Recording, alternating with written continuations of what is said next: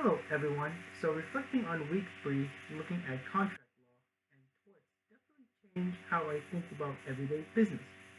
Before reading these chapters, I thought the law was mostly just common sense. But some of these rules get way more complicated than they look on the surface. First, looking at contract law, the most important concept I picked up was Primosario estoppel and how it contracts with regular contract formation.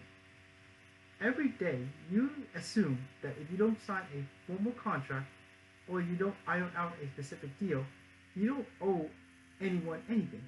But learning about how Walter uprooted his life for Betsy showed me that the law actually steps in to protect people who rely on someone's word.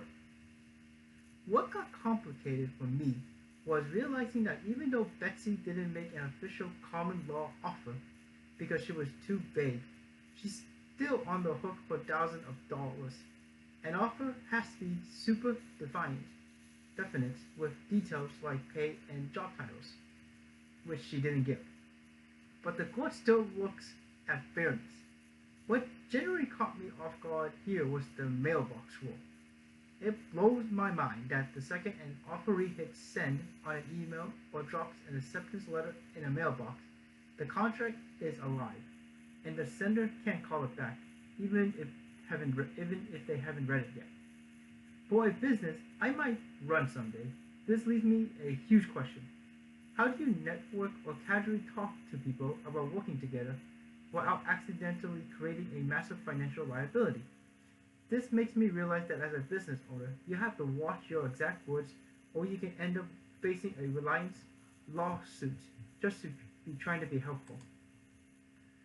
So my second part will be reflection on torts. So moving over to torts law, the big concept for me was civil battery, specifically how it works in the business room, like the situation between Carl and Zena. I used to think battery meant you have to physically beat someone up or land a punch that causes a major injury. But learning that simply throwing a glass of water at a customer or even spitting towards them counts as a battery because it violates their personal dignity, completely rewiring my brain. What complicated What's complicated is that the law cares way more about the intent to cause unpermitted contact and the public humiliation than whether or not there are medical bills.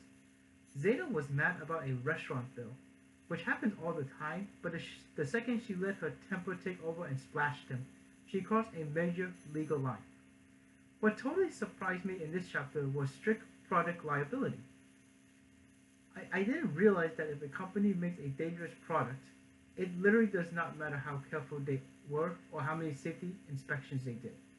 If someone gets hurt by a bad design or a factory mistake, the company is automatically liable.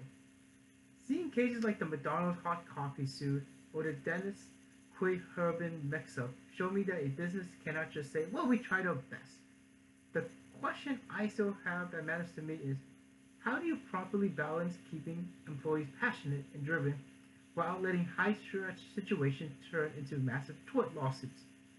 Seeing how fast a simple customer dispute can turn into damages, punitive damages, makes me realize that customer service training isn't just about being nice. It's a critical shield against getting sued against out of business. Thanks for watching, and I look forward to your feedback.